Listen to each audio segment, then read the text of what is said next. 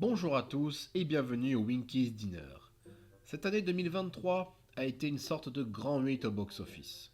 Entre des succès que personne n'a vu venir et des bides qu'on pensait inimaginables, c'est un box-office délirant auquel on a assisté et aujourd'hui, au menu du Winkies Dinner, j'ai voulu revenir sur tous ces chiffres, mais au lieu de vous proposer un simple top 10 des succès de l'année, j'ai décidé de pimenter un peu et de parler de 24 films répartis sur 6 catégories, avec chacune un gagnant, comme aux Oscars.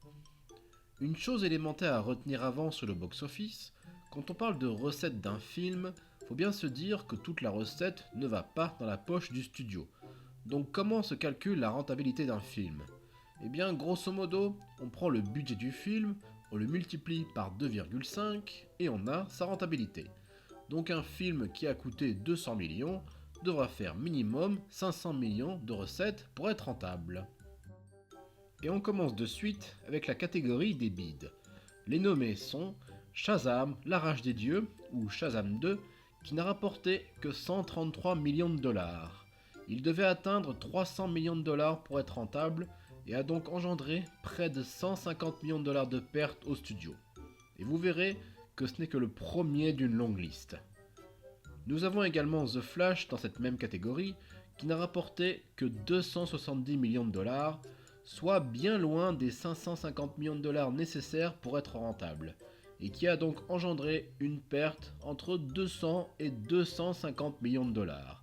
Ça fait mal, très très mal.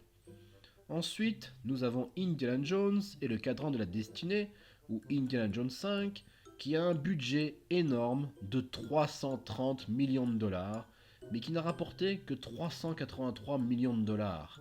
Et pour être rentable, il aurait dû faire 750 millions de dollars. Et le pire dans tout ça, c'est qu'il fait 400 millions de dollars de moins qu'Indiana Jones 4, sorti il y a déjà 15 ans.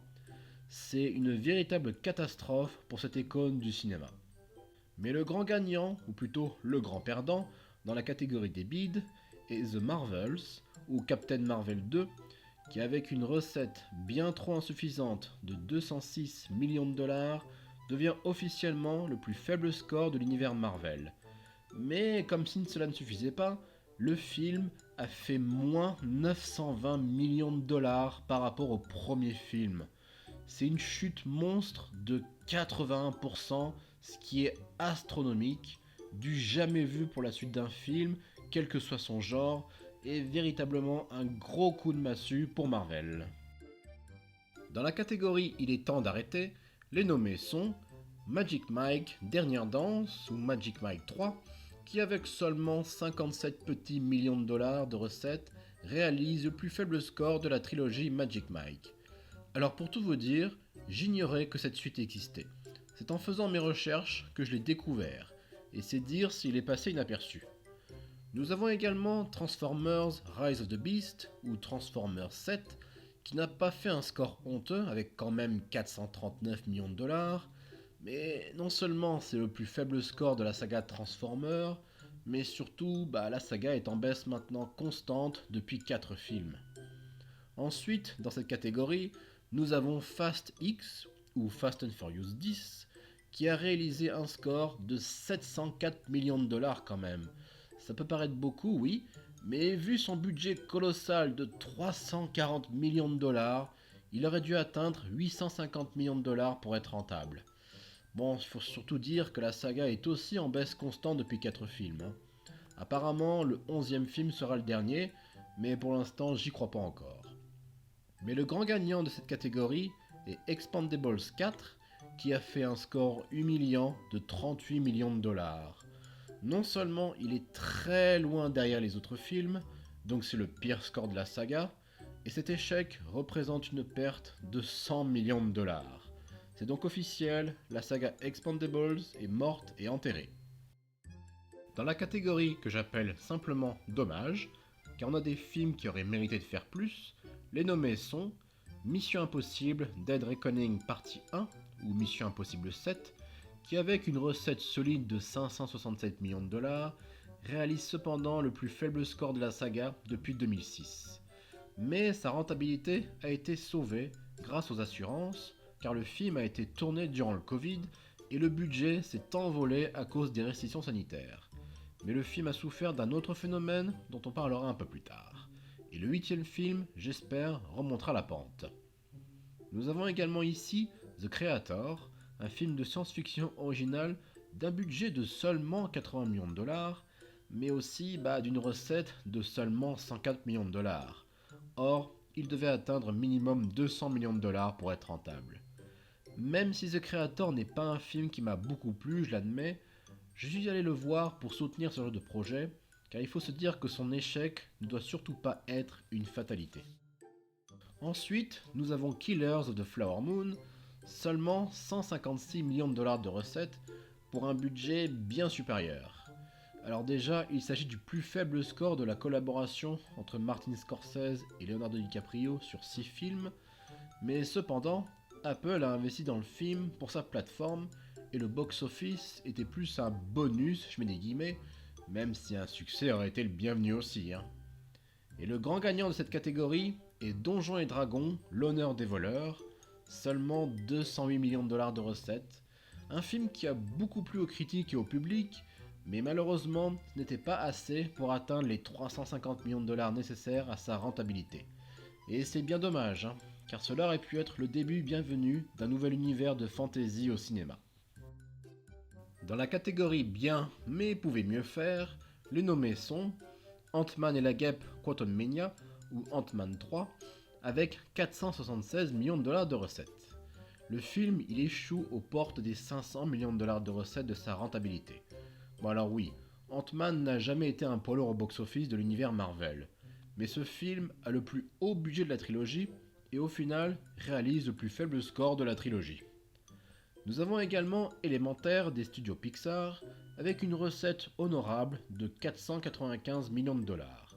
Ce qu'il faut savoir, c'est que le film a très mal démarré et aurait pu être un bide comme Buzz l'éclair en 2022, mais il s'est bien rattrapé sur la durée et a fini par être tout juste rentable. Ensuite arrive Hunger Games, la balade du serpent et de l'oiseau chanteur, ou Hunger Games 5, avec une jolie recette de 325 millions de dollars. Le film est rentable pour le studio et continue encore à faire un peu d'argent cette fin d'année, mais quand on y regarde de plus près, on voit qu'il est très loin des précédents films, quasiment à la moitié du dernier Hunger Games. Et le grand gagnant de cette catégorie est La Petite Sirène, qui a nagé jusqu'à 569 millions de dollars de recettes, mais il devait atteindre au minimum 625 millions de dollars pour être rentable. Et surtout, c'est une déception pour Disney, qui a vu ses précédents films d'animation en live action comme La Belle et la Bête, Le Roi Lion et Aladdin dépasser le milliard de dollars de recettes. Cela dit, ça aurait pu être pire aussi, car le film s'est mangé beaucoup de polémiques, mais au final, c'est quand même bien un semi-échec pour Disney. Dans la catégorie On fait honneur à leur saga, les nommés sont Scream 6. La saga Scream existe déjà depuis plus de 25 ans et ce dernier film surpasse facilement son petit budget avec une recette de 169 millions de dollars. Il s'agit tout simplement du meilleur score de la saga Scream aux États-Unis. Un 7ème Scream avait été annoncé, mais bon, pour l'instant il est en stand-by parce qu'il y a pas mal de problèmes en coulisses. Nous avons ensuite Creed 3, le spin-off de la saga Rocky, avec une recette de 275 millions de dollars et une rentabilité confortable vu son budget. Le film devient tout simplement le plus gros succès de la trilogie Creed, et bien sûr, un 4ème film est en préparation. Ensuite, nous avons Les Gardiens de la Galaxie, volume 3. Le film a rapporté 845 millions de dollars de recettes à travers le monde.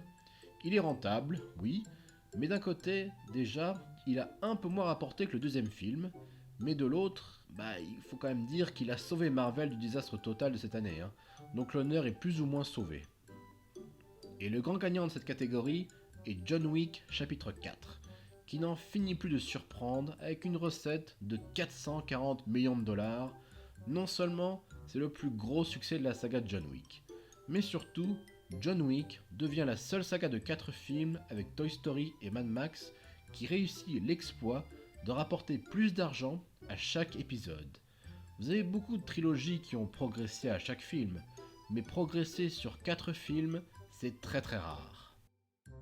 Et enfin dans la catégorie des cartons, les nommés sont Spider-Man Across the Spider-Verse, le film est très rentable avec 690 millions de dollars de recettes, mais ce résultat représente quand même une hausse de 300 millions de dollars par rapport au premier film sur le Spider-Verse.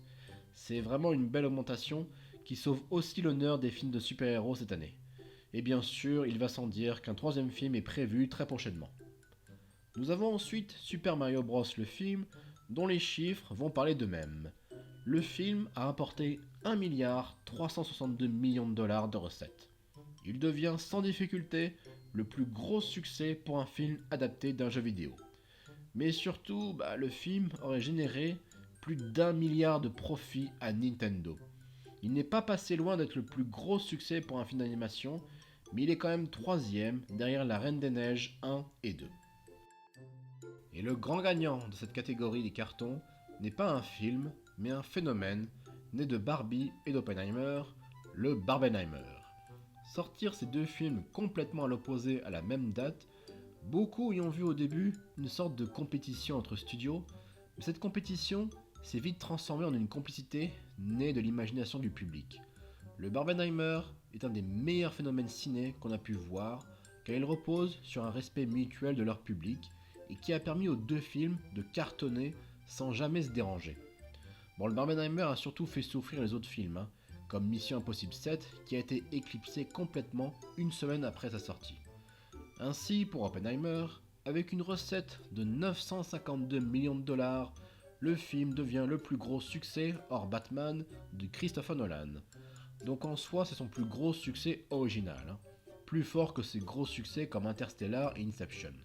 Et en plus, ce n'est peut-être pas fini, car le film pourrait encore faire de l'argent en 2024 avec sa sortie au Japon. Et le numéro 1 est donc Barbie, avec une recette phénoménale de 1,442 milliard de dollars, ce qui lui permet de devenir le plus gros succès du studio Warner Bros. Devant tout l'Harry Potter. Mais avec Barbie en tête cette année, cela faisait 10 ans qu'un film original n'avait pas été numéro 1 box-office, et plus précisément depuis 2013 avec La Reine des Neiges. Même si Barbie a eu un énorme marketing, personne n'aurait pu prédire un tel carton. Ainsi donc s'achève cette année 2023, bien remplie de surprises. Je n'ai bien sûr pas pu parler de tous les films, j'aurais pu finir par exemple sur Aquaman et le Royaume perdu, qui devient un autre échec de l'année pour les films de super-héros, mais je pense qu'on a déjà suffisamment parlé de bid comme ça. 2023 n'a pas été une année comme les autres pour les films à gros budget. Bon alors des bids et des succès, bien sûr, il y en a toujours eu, mais cette année, c'est comme si les tendances s'étaient inversées. Ce qu'on imaginait cartonner a été un échec, et ce qu'on imaginait faire la discrétion a été un succès. Je pense qu'il y a des leçons à tirer.